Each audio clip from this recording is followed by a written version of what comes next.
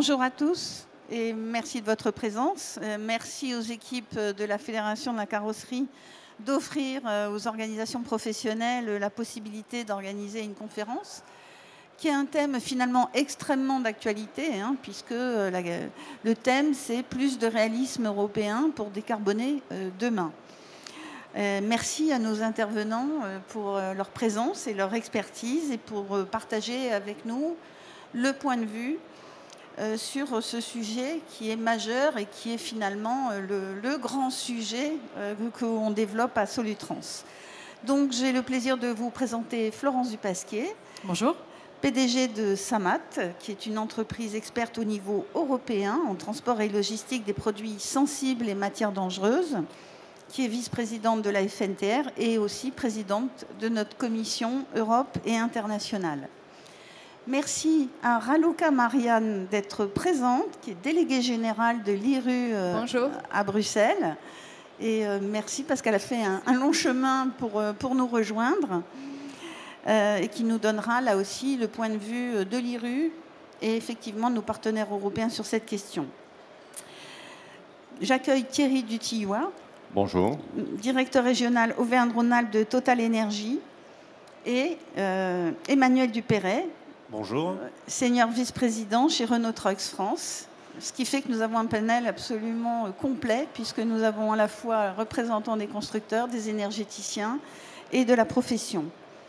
Alors nous avons choisi d'axer ce débat sur la décarbonation au niveau européen car depuis 25 ans, la FNTR est présente de manière permanente avec son bureau au niveau européen. Nous avons ici Henri qui est présent et avec Isabelle Maître.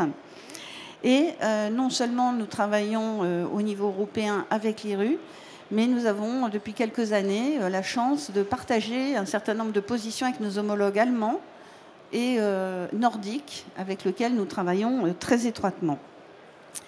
En juin 2024, vous le savez, nous serons tous amenés à voter pour les élections européennes et notre fédération entend bien, une fois de plus, porter la voix du transport routier de marchandises. Alors, je précise à chaque fois que j'interviens quelque part que les transporteurs routiers sont absolument convaincus de la nécessité de décarboner. Il faut absolument le rappeler, il n'y a aucune remise en cause ni des objectifs ni de la nécessité. Mais en revanche, nous sommes peut-être un peu plus dubitatifs sur les calendriers, et particulièrement le calendrier européen qui est retenu.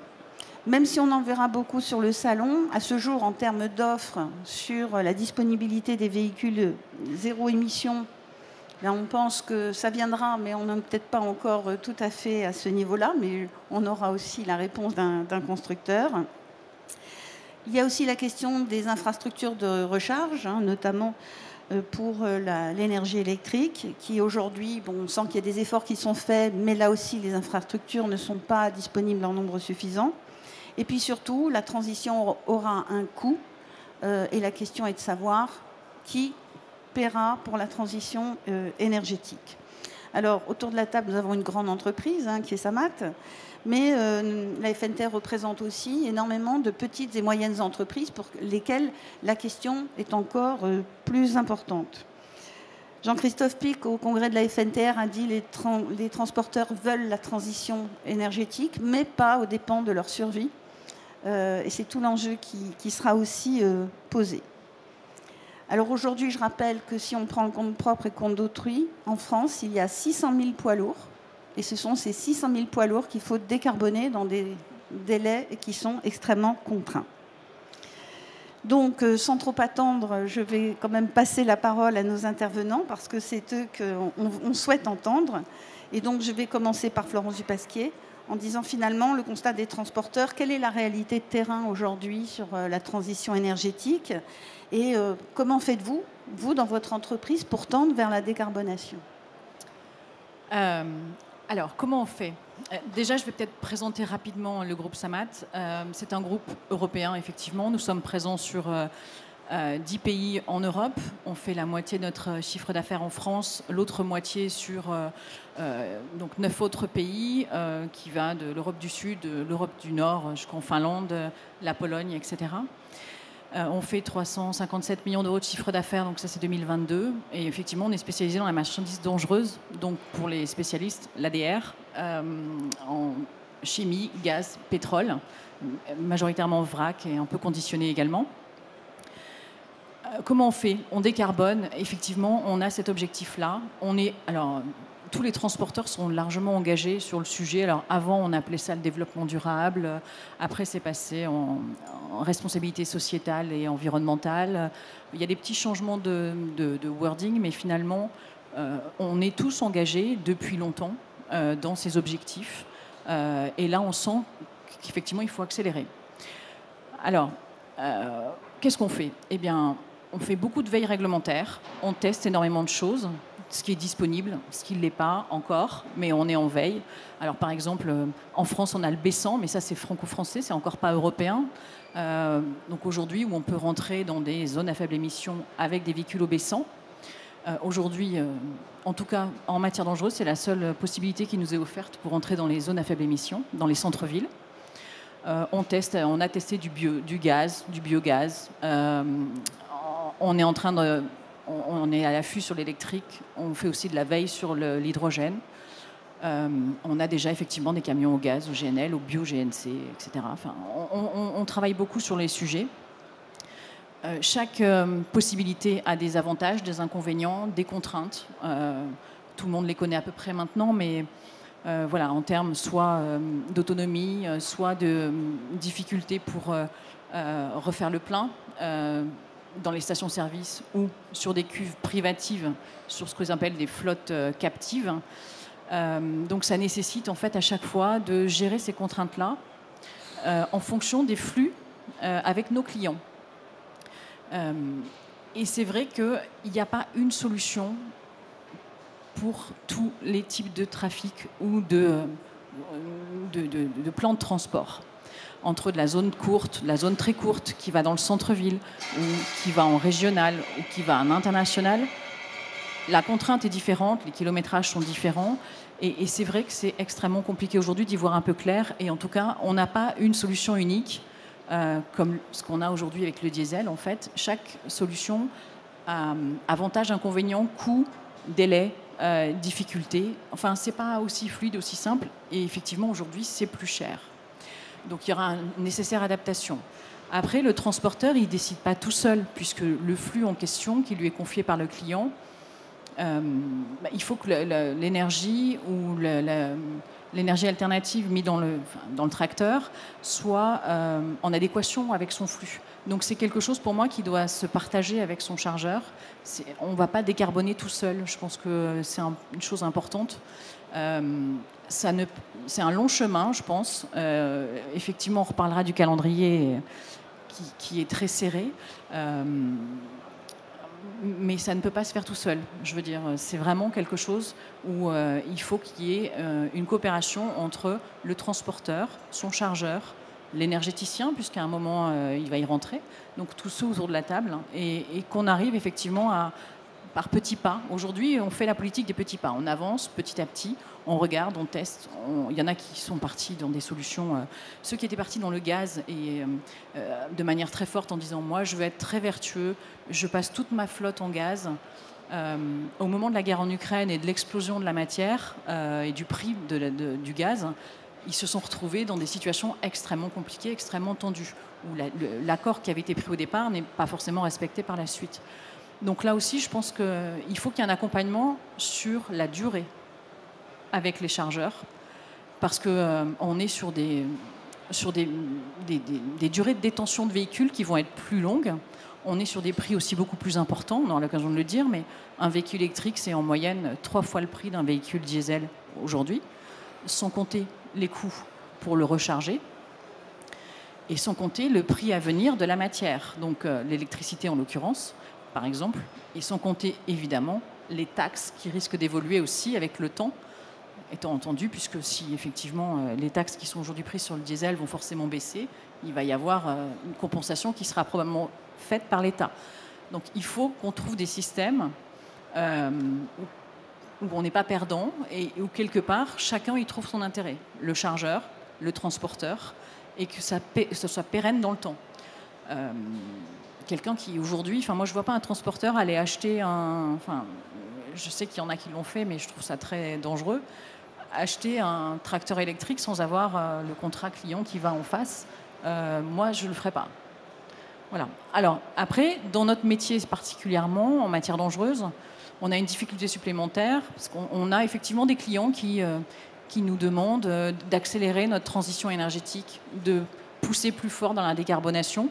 Alors qu'est-ce qu'on fait aujourd'hui? On le fait avec de l'HVO. J'ai oublié de le dire tout à l'heure, de l'HVO effectivement, ou du B100, mais plus généralement de l'HVO, parce que ça nous permet effectivement de ne pas révolutionner nos infrastructures, de ne pas changer les motorisations et de décarboner rapidement, puisqu'on est à moins 90% sur les émissions. La difficulté, ça va être de trouver le produit à terme. Aujourd'hui, on y arrive à peu près, mais il faut qu'on améliore notre traçabilité et qu'on se fasse certifier pour pouvoir effectivement justifier correctement de notre réduction de gaz à effet de serre. Mais en matière dangereuse, par exemple, aujourd'hui, un camion électrique n'existe pas en ADR. Le cahier des charges n'est pas encore validé. Réglementairement, on ne peut pas. Donc aujourd'hui, on a ces choix-là qui sont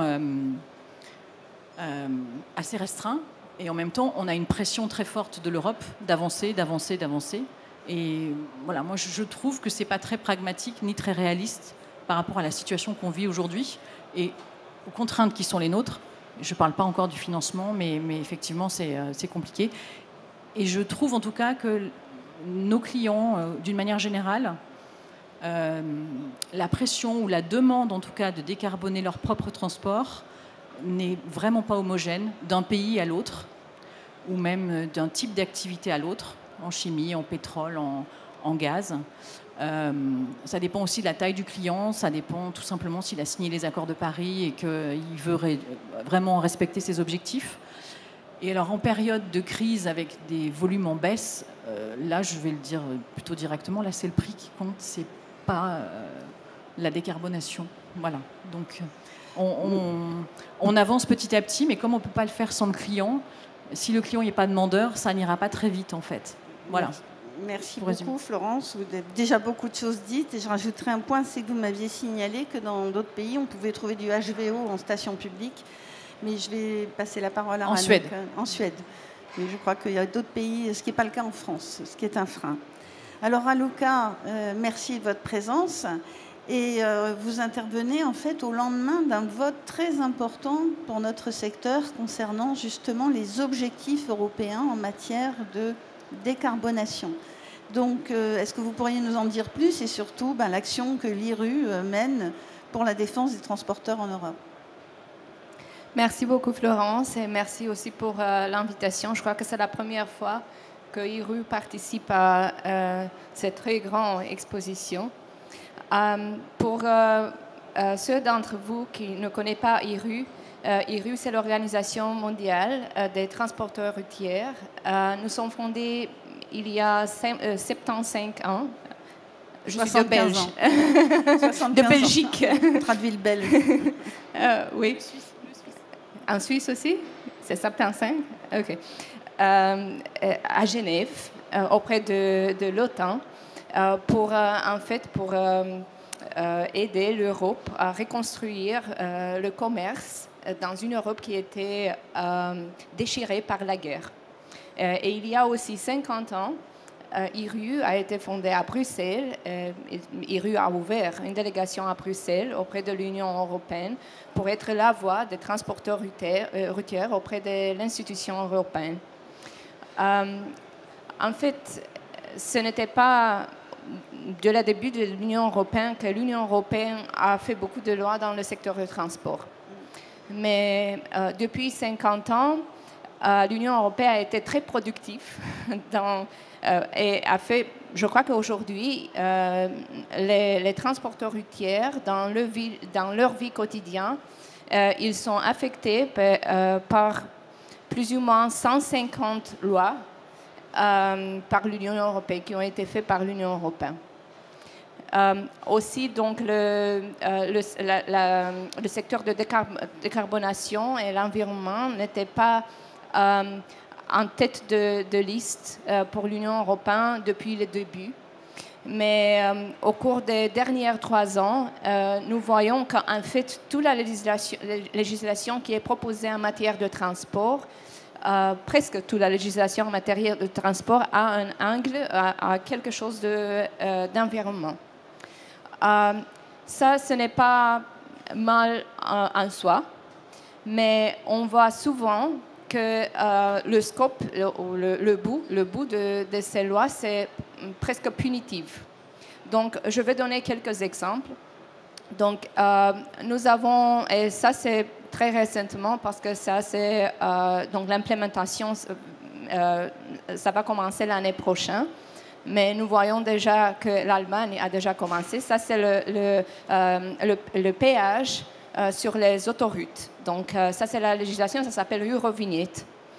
Et dans l'Eurovignette, donc, l'angle a été changé. Et maintenant, dans l'Eurovignette, donc, la performance CO2 du véhicule, ça fait partie de la manière de calculation des charges de péage. Oui.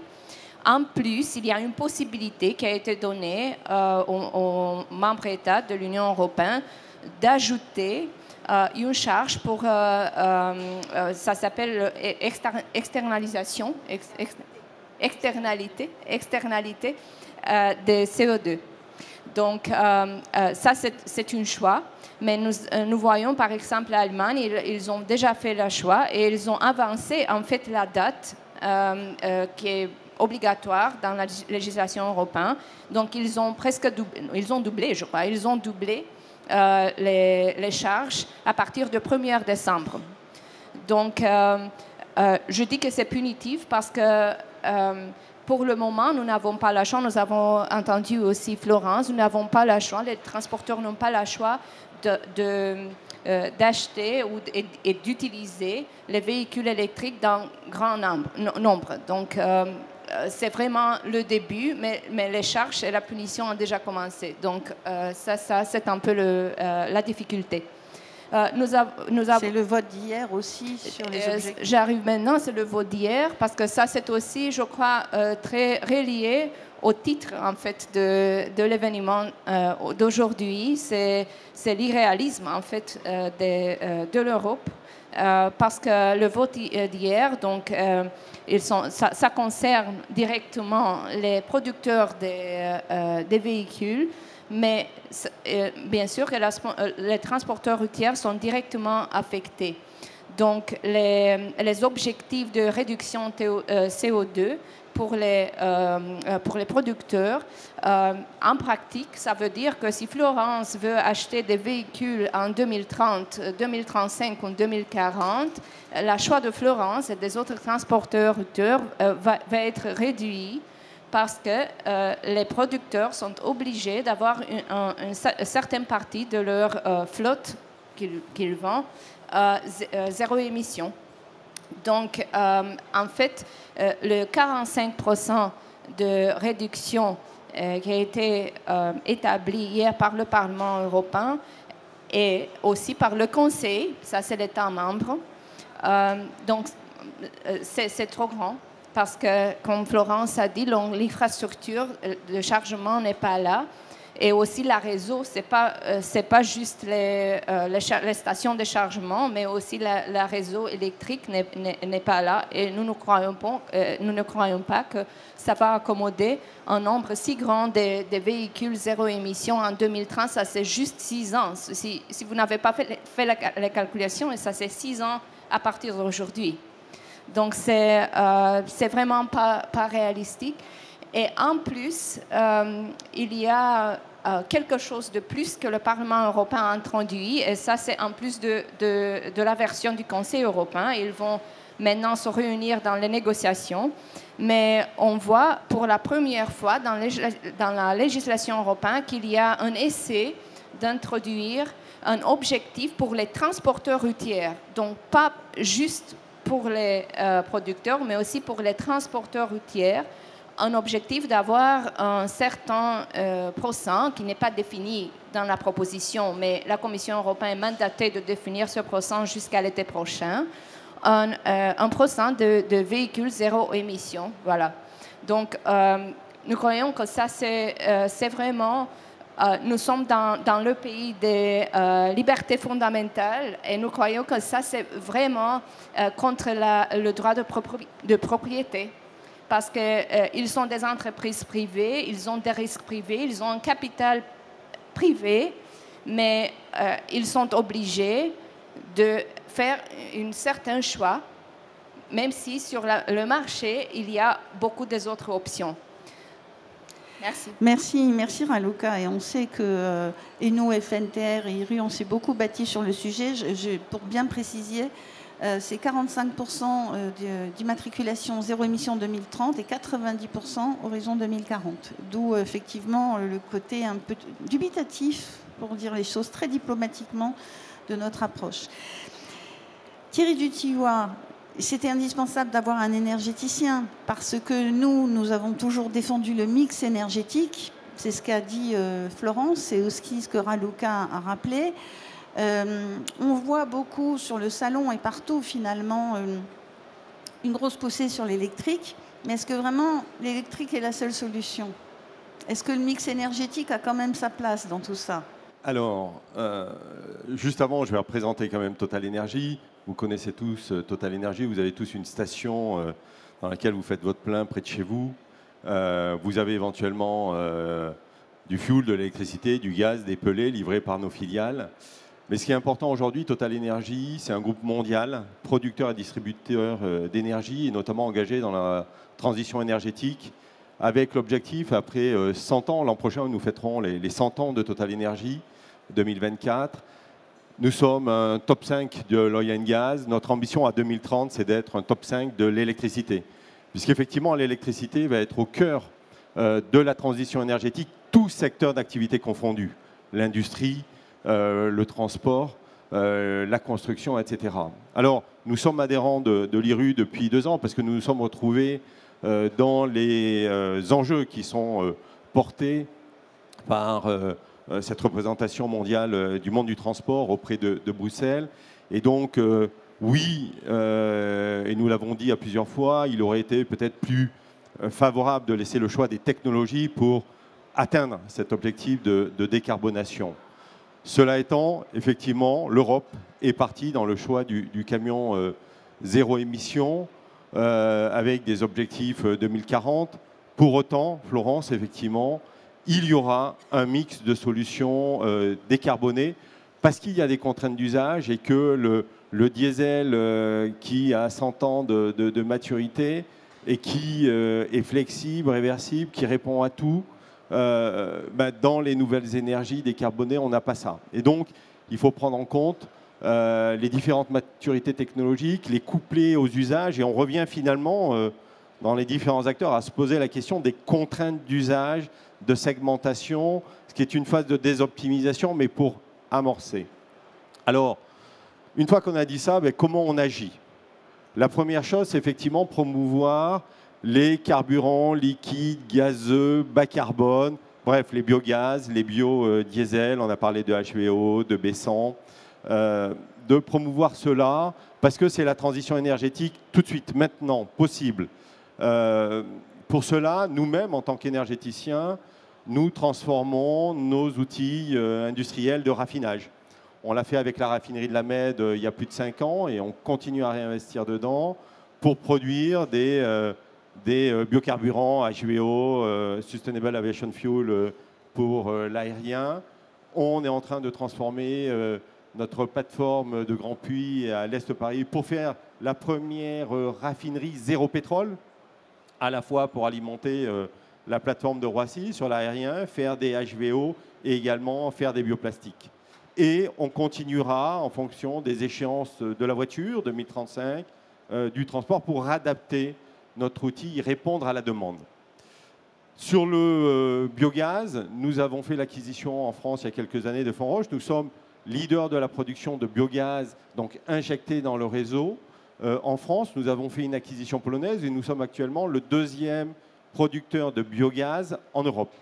Donc on voit que nous investissons dans les solutions de maintenant tout de suite pour avoir ces fameuses solutions liquides, gazeuses, bas carbone.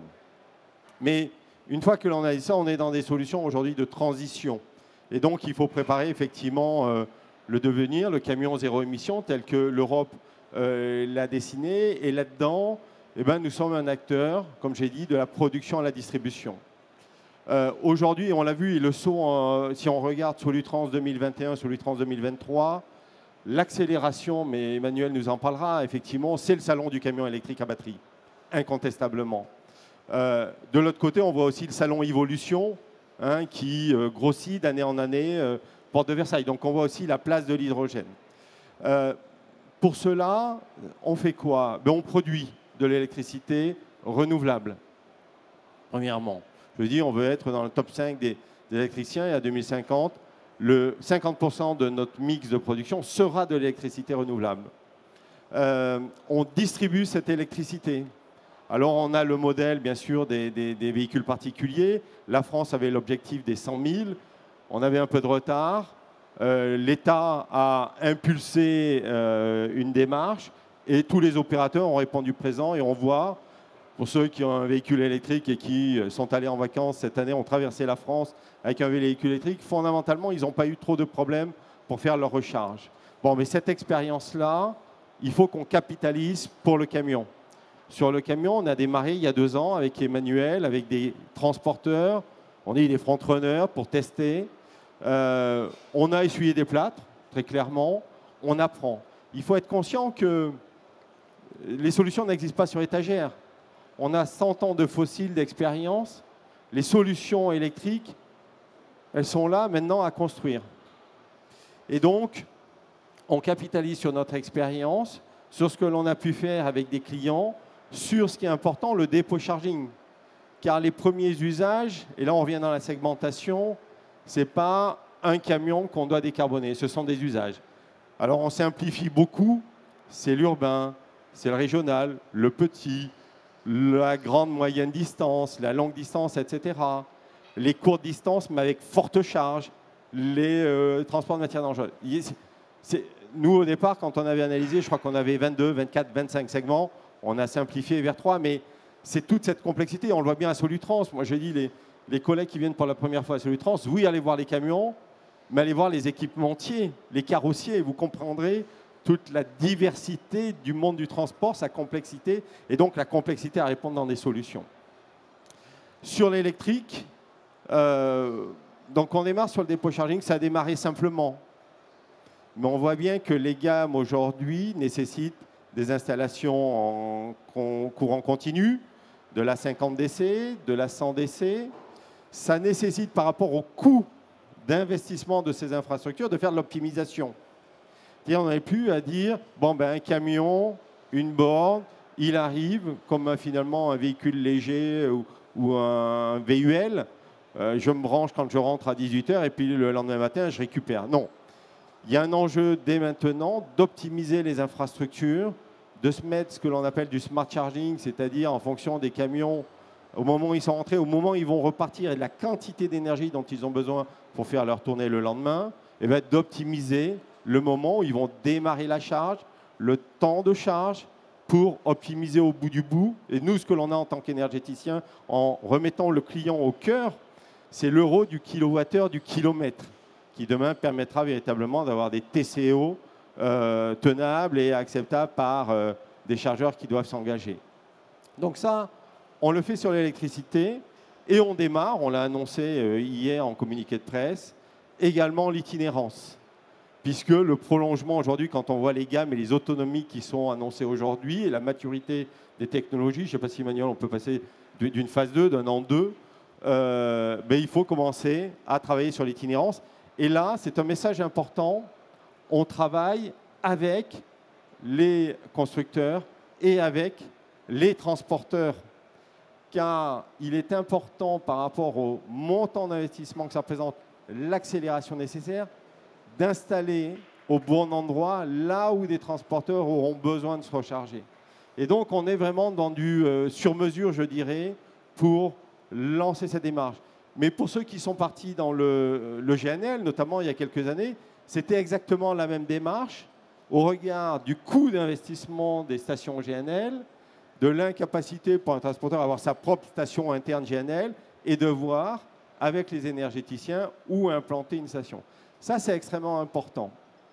Sur l'électrique, avant de passer à l'hydrogène, il y a quand même un message à l'OCA qui a été passé. On a, je vois Stéphane Chambon qui est là, porté il y a 2 ans, on a lancé avec Enedis, avec différents partenaires comme les concessionnaires autoroutiers, notamment Vinci, les OEM, des transporteurs, l'analyse justement de la capacité du réseau à absorber la demande demain, la fameuse pause du chauffeur réglementaire avec une recharge d'1 MW et j'ai 20 camions, ça fait 20 MW et est-ce que ça passe?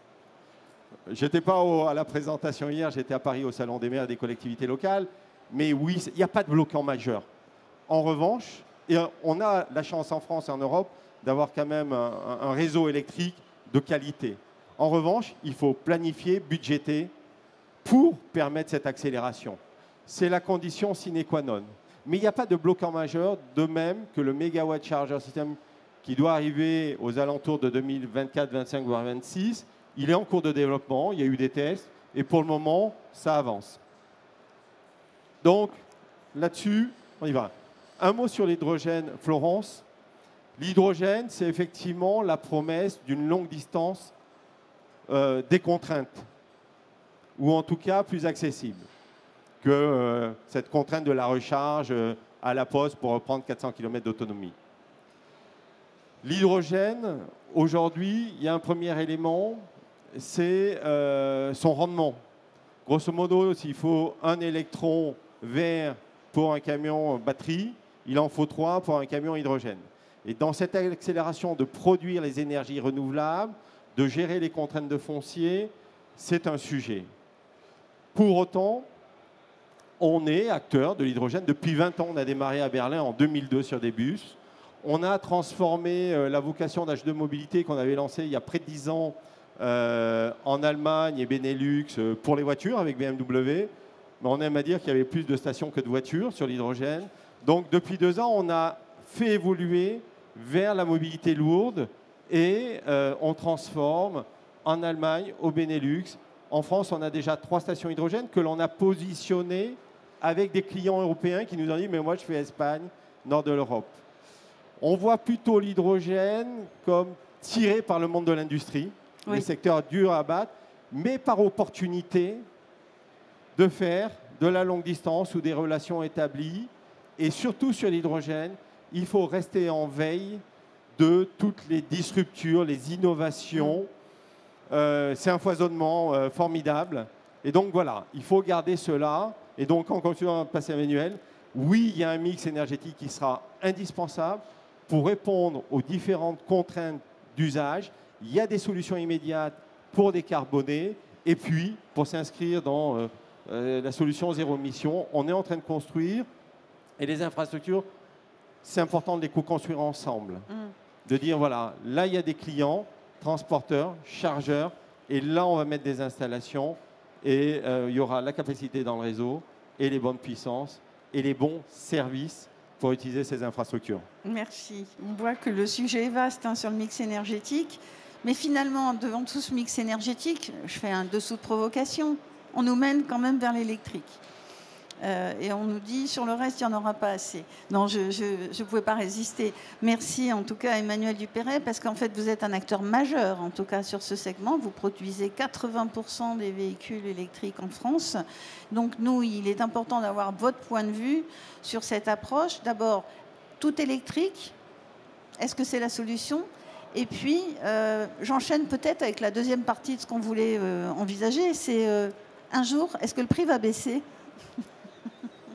Alors, peut-être pour commencer, je voudrais juste te rappeler que Renault Trucks, en tant que constructeur, a et gardera de toute façon, quelle que soit cette transition, ses fondamentaux, et à savoir la pérennité de notre entreprise, elle passe par la satisfaction de nos clients. Donc bien évidemment que les sujets clés pour nous sont toujours les mêmes sujets, quelle que soit la technologie, le TCO, la disponibilité des matériels, mais également l'attractivité des chauffeurs. Alors après, il est vrai, ça a été rappelé, nous avons un nouveau défi, un nouveau challenge, une nouvelle transformation qui s'engage. C'est aussi la raison pour laquelle Renault Trucks a décidé de s'engager pleinement dans cette démarche de transition vers une énergie et vers un transport décarboné.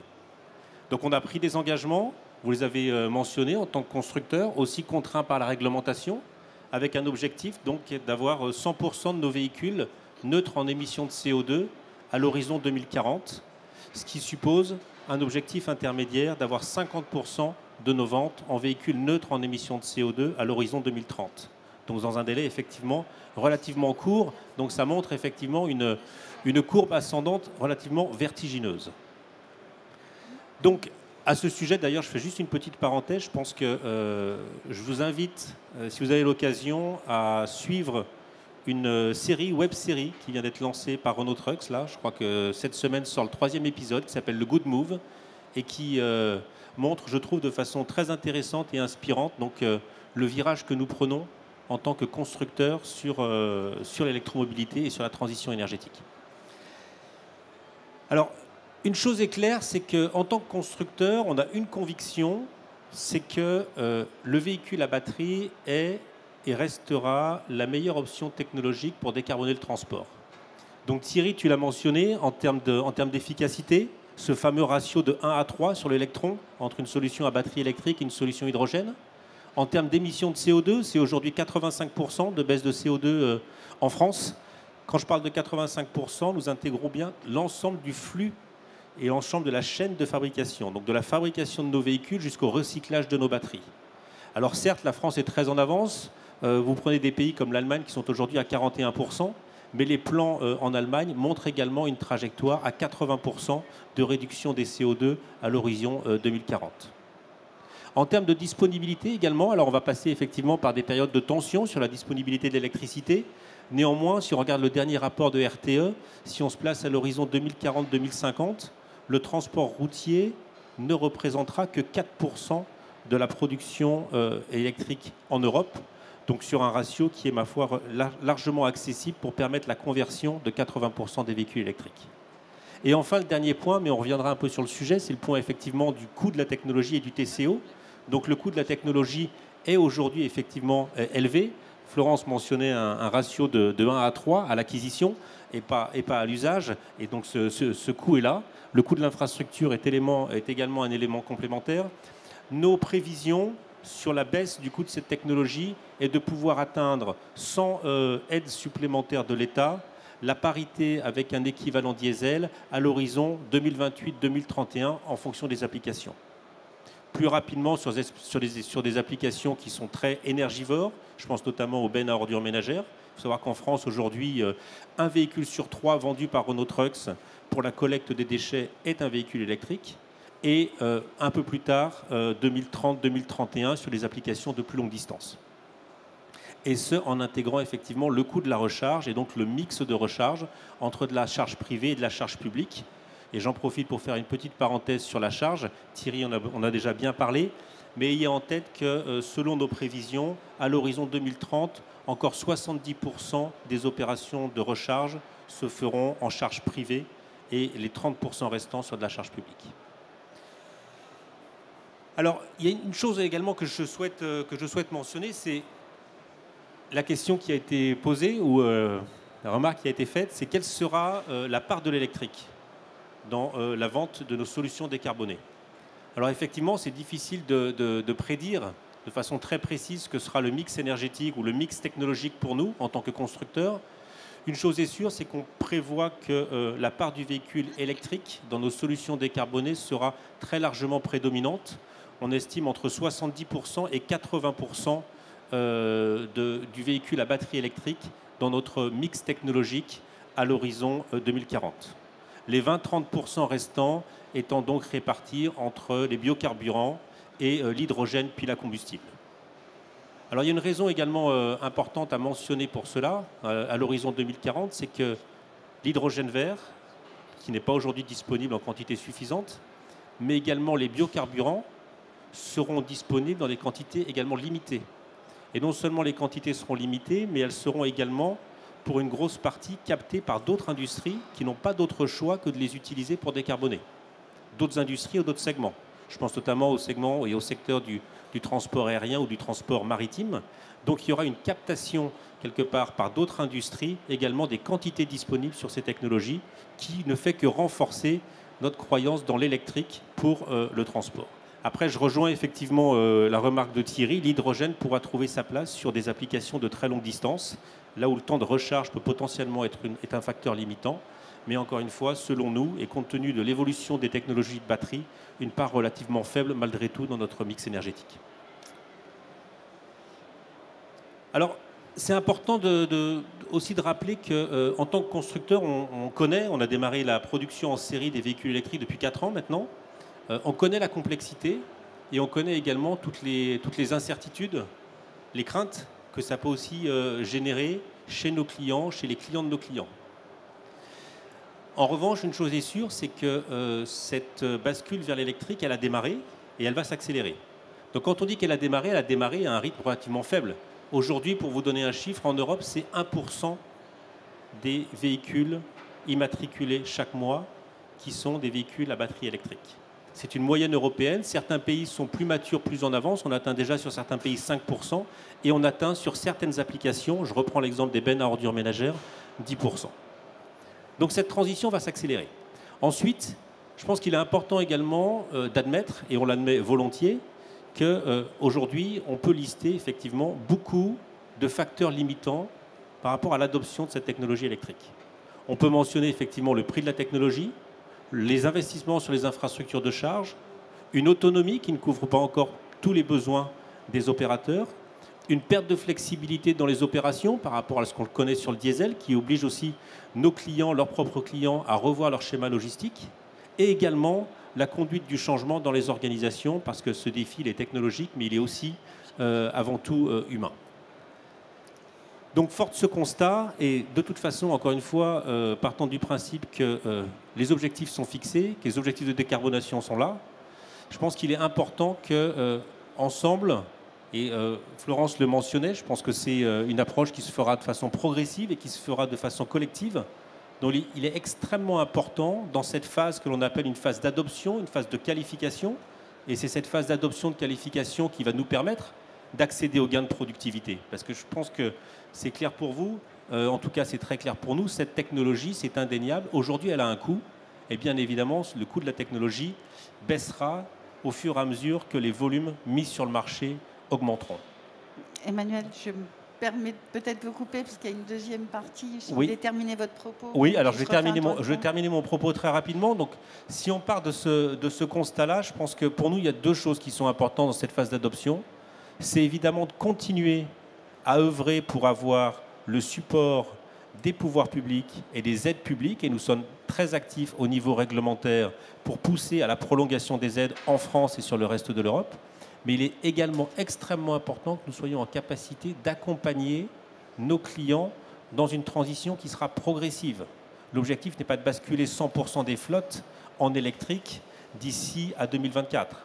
La transition, elle est progressive, on fonctionne par site et on a des approches très sélectives avec l'ensemble de nos clients pour les accompagner dans la transition. Merci Emmanuel. Et c'est une excellente transition puisque justement vous évoquiez ces aides publiques. Je vais me tourner vers Raluca parce qu'on parle souvent des aides publiques au niveau français puisqu'il y a eu des appels à projets, on l'a vu. Mais Raluca, quels sont les financements qui sont prévus au niveau européen? Est-ce qu'on a une ordre d'idée de ces possibilités? Et surtout, l'accessibilité de ces aides dans chaque pays pour les plus petites entreprises. Parce que les dossiers, on le sait, ne sont pas forcément faciles à remplir. Malheureusement, la législation européenne ne prévoit pas la possibilité d'accéder à ces fonds directement. Donc, normalement, il y a des fonds qui sont accessibles aux États membres, comme la génération prochaine, je crois que ça s'appelle comme ça en français, Next Generation. C'était 750 milliards à la disposition des États membres pour l'environnement, pour la décarbonation. Mais ça, c'était les États membres à établir le plan et à décider où alloquer les argents, en fait. Donc, en fait, l'Union européenne, les projets européens, les projets peut-être pour l'infrastructure, c'est plus facile d'accéder à ces fonds, mais pour le renouvellement de la flotte, ce n'est pas possible d'accéder directement aux fonds européens. Donc, c'est les États membres entre les fonds européens et la société. Mais par contre, le droit européen prévoit la possibilité d'avoir aide d'État et des dérogations pour l'aide d'État, parce qu'en général, l'aide d'État, c'est pas permis dans la législation européenne, mais il y a la possibilité d'avoir des exceptions. Et nous travaillons au présent avec la Commission européenne pour le de minimis, ça c'est l'aide d'État de minimis, pour apporter les transporteurs routiers et les donner les mêmes droits que les autres. Parce que pour le moment, le montant maximum de de minimis pour les transporteurs routiers, c'est la moitié de les autres entreprises européennes. C'est 200 000 euros pour tout le monde, et c'est juste 100 000 euros pour les transporteurs routiers, et ce n'est pas permis d'utiliser ces fonds pour renouvellement des flottes. Donc nous espérons qu'on va changer. Dans le mois de décembre, ça va être changé. Je crois que le nouveau montant va être 300 000. Et ça va être la même chose pour tout le monde, j'espère. Nous avons quelques idées et nous avons parlé avec tout le monde, bien sûr, pour avoir ça. Et ça va être permis aussi pour le renouvellement de flotte. Merci Raluca. Quand on entend 750 milliards et que les difficultés qu'on a à obtenir certaines aides au niveau national, on est songeur, mais on en a besoin. Florence Dupasquier, même si vous êtes une entreprise structurée partout présente en Europe, comment vous abordez la question du financement de cette transition énergétique ? Alors, je peux peut-être l'aborder sous l'angle de ce qu'on a pu connaître sur les subventions sur les véhicules au gaz, par exemple, quand ils sont sortis. Parcours du combattant, dossier administratif extrêmement complexe. Et alors, sur la totalité des véhicules qu'on a eu, je crois qu'on en a eu deux subventions. Bon, après, on nous dit qu'on est trop gros pour obtenir des subventions aussi, ça c'est un classique. La taille d'entreprise fait que non, vous êtes un groupe, donc on ne vous en donne pas. Voilà. Après, l'expérience que je peux, le témoignage que je peux rapporter ici, c'est le témoignage d'un confrère, une petite entreprise, quelques dizaines de camions, qui s'est exprimé au congrès FNTR. Donc lui, il avait investi dans le gaz et il s'est dit, je vais acheter un camion électrique. Donc je pense qu'il avait un accord avec son client. Le banquier ne lui a pas accordé de prêt. Et on avait le banquier d'ailleurs sur scène au congrès FNTR au mois d'octobre, qui expliquait que les financiers, les banquiers étaient un peu schizophréniques sur le sujet. C'est le terme qu'il a employé, je ne l'invente pas. En disant qu'ils veulent financer du vert, développement durable, les énergies renouvelables, mais il faut quand même que le dossier soit solide, quoi. Donc on voit aujourd'hui, parce qu'on regarde, on veille un petit peu sur ce qui se passe, on voit que les constructeurs disent pas de problème, ou on se trouve avec on va vous les louer. On va vous mettre un truc clé en main où finalement vous n'avez pas acheté le camion, il va vous être mis à disposition, vous n'avez qu'à verser un loyer. Voilà, c'est un changement quand même dans les modes de fonctionnement. Un transporteur, moi j'ai connu ça, beaucoup ils sont propriétaires de leur camion, quoi. Donc là, on change en fait de paradigme, on va changer aussi les comptes de résultats des entreprises, leur solidité financière à terme. Et en gros, pour faire simple et caricaturer un peu, on va les appauvrir en fait. Et finalement, la valeur ajoutée du transporteur aujourd'hui, c'est aussi d'avoir le matériel, d'être réactif, de pouvoir prendre un business ou répondre à un appel d'offres en disant voilà, moi je peux avoir le matériel, je peux démarrer rapidement.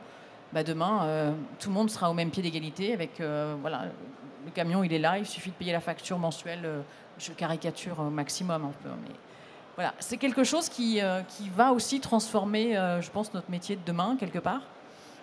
Voilà, donc on regarde, mais au démarrage, j'imagine, c'est comme dans tous les nouveaux marchés, tous les nouveaux métiers, il y a des subventions peut-être pour démarrer, encourager, accélérer. Mais à terme, les subventions, alors si vos prix baissent, c'est ce que j'ai entendu très bien, je m'en réjouis, ça peut permettre de compenser la subvention. Voilà. Mais dans combien d'années, en fait ? Donc, bon, C'est l'expérience que j'ai pu avoir et qui m'avait un peu marqué en fait. Mais on est d'accord, on est au démarrage, c'est tout nouveau pour tout le monde. Et enfin, voilà, après, j'imagine que les tracteurs électriques que vous avez vendus, ils ont été financés ou loués ou peu importe. Mais les solutions, elles ont pu être trouvées. Voilà. Une question pour les énergéticiens, parce que dans les débats, et c'est vrai qu'on a parlé du coût des véhicules, etc., mais il y a une question qui surgit de plus en plus parmi les adhérents, les transporteurs, c'est, à la limite, effectivement, la transition est un chemin, on voit à peu près où on peut aller, mais on ne va pas forcément aller tous vers telle énergie électrique. Mais en fait, la question qui nous revient, c'est quelle visibilité a-t-on sur le coût des énergies ? Et ça, c'est la question la plus délicate, parce que vous n'êtes pas Madame Irma, hein, personne en fait n'en sait rien. Mais en réalité, il y a ça aussi qui pèse dans le choix d'une entreprise pour aller vers une technologie ou une autre. Qu'est-ce que vous pouvez là-dessus, en tant que Total Énergie, peut-être donner comme élément d'éclairage ? Alors, je prépare justement une table ronde pour le 8 décembre sur le prix de l'énergie à 2030. Bon, les compagnies pétrolières et leurs collaborateurs savent une chose. On ne sait pas prévoir.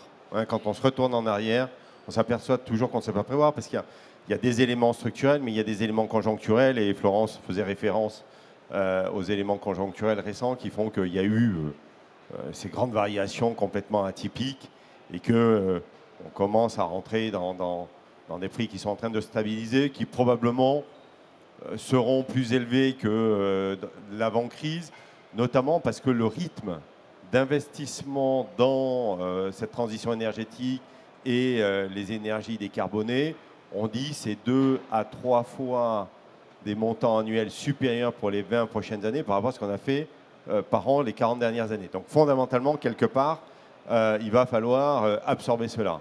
Et j'en profite pour dire, oui, il y a les énergies décarbonées, mais il y a des leviers de sobriété et d'efficacité qui sont 2 piliers importants globalement dans les enjeux de l'ambition climat pour réussir. Alors, ce qu'on disait sur la comparaison solution batterie et puis hydrogène, ce sont des éléments à prendre en compte dans l'impact sur la technologie. S'il me faut 3 fois plus d'énergie pour rouler à l'hydrogène versus de l'électrique, ça peut orienter des choix. Là, on voit aussi sur les applications transport de passagers et bus, on voit des communes aujourd'hui qui étaient engagées vers l'hydrogène, qui, dans la deuxième phase d'investissement, sont du coup partis vers des solutions bus, batterie électrique, parce qu'il y a eu une maturité technologique et parce que la maintenance est moins chère en termes de coûts. Et donc, il y a déjà ces arbitrages. Donc, ça décante. L'élément important dans le coût, et moi j'étais dans ma carrière patron d'une filiale Stella, aujourd'hui c'est Stellis qui justement vendait du gasoil vrac aux transporteurs.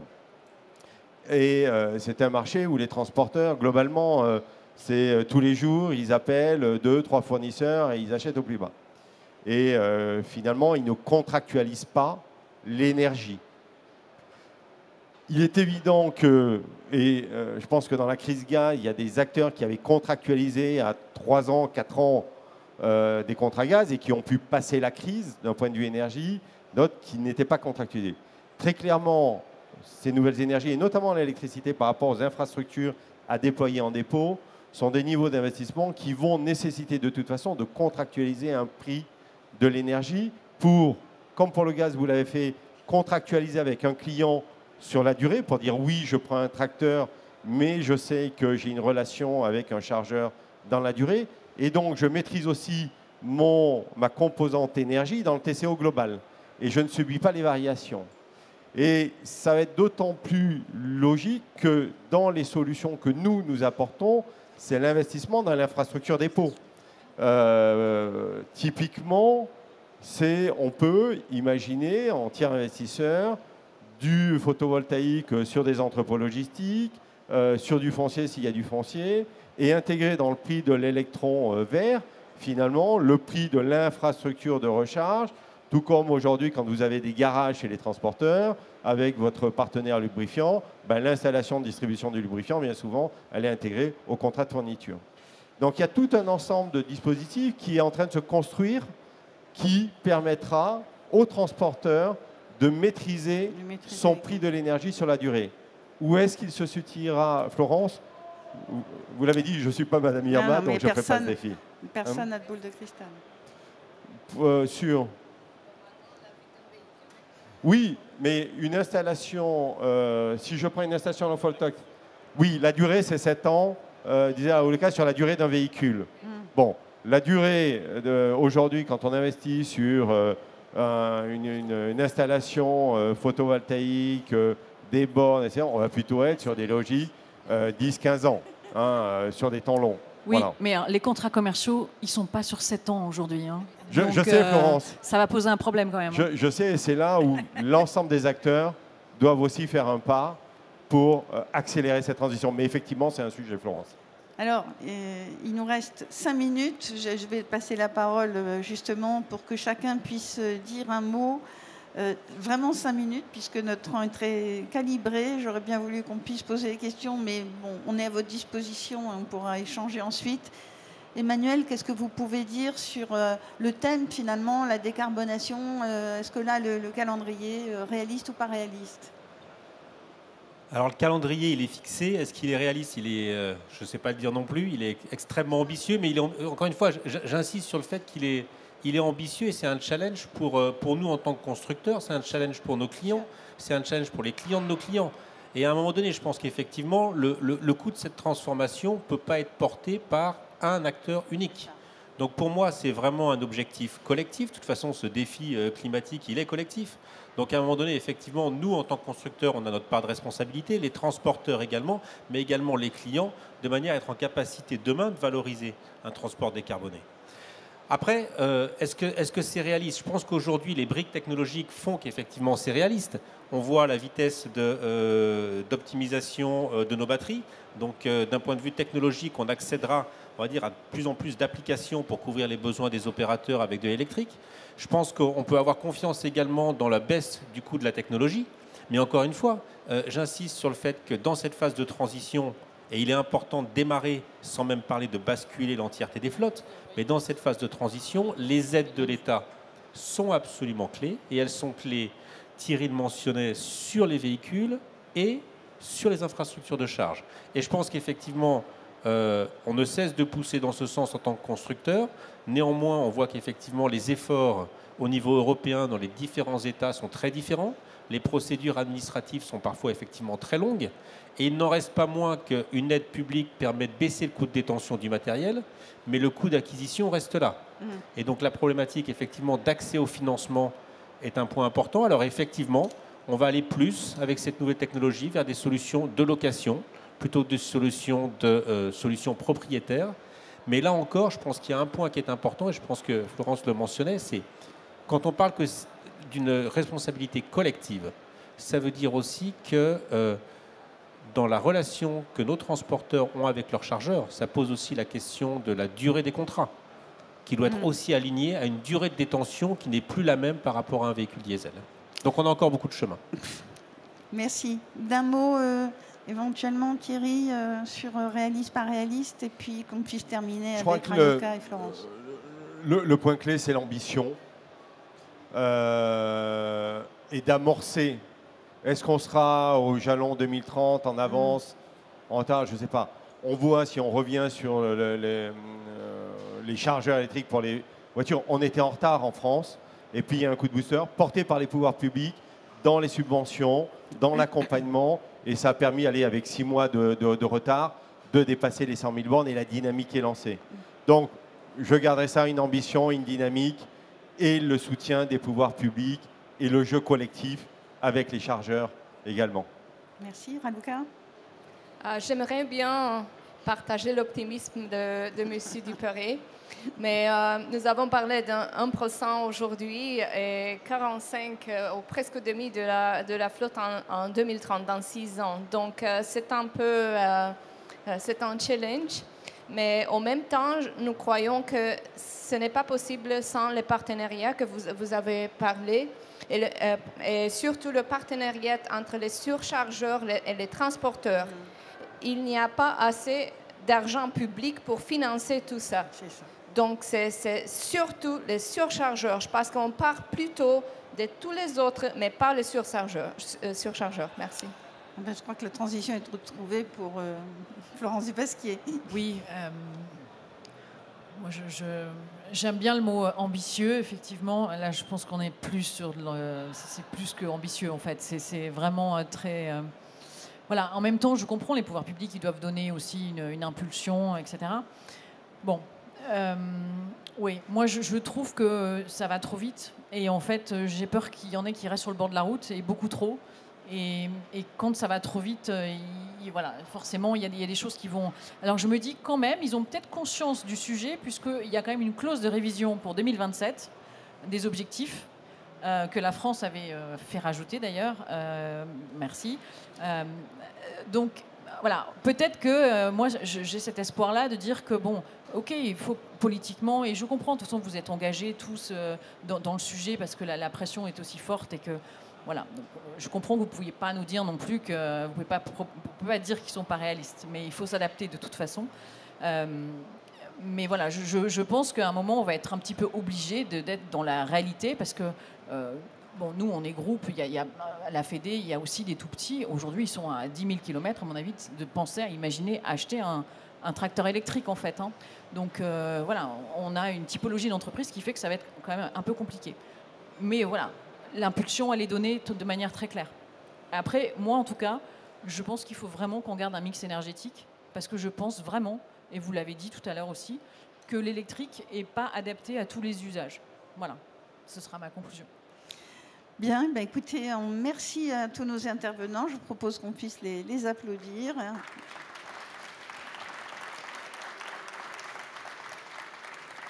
Et restons optimistes.